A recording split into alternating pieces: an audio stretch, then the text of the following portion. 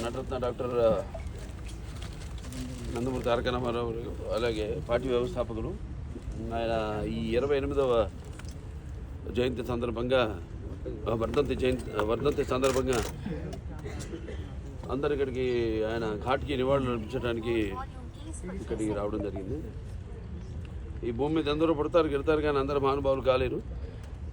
ఒక మనిషి మహోన్నత విద్యాపథంలోకి నడవాలంటే, అత్యున్నత శిఖరాలకు నడవాలంటే సత్సంకల్పం కావాలి, అకుంటి దీక్ష పొనాలి, నీ దారిలో నువ్వు నడవాలి. నేహావిగ్రహణ శోక్తి ప్రత్యభాయత విద్యతే స్వల్పమపస్య ధర్మస్య త్రాయతే మయతో భయాత్ అంటాం. కొందరు పుడతారు ఒక పరమార్థం కోసం, ఏదో సమాజాన్ని ఉద్ధరించడం కోసం, అంటే వాళ్ళకి చావు పుట్టుకలతో సంబంధం ఉండదు. సో ఎన్టీఆర్ అంటే ఒక నటనకు నిర్వచనం, ఎన్టీఆర్ అంటే నవరసాలకు ఒక అలంకారం, ఎన్టీఆర్ అంటే ఆయన నటన ఒక విశ్వవిద్యాలయం, ఎన్టీఆర్ అంటే ఒక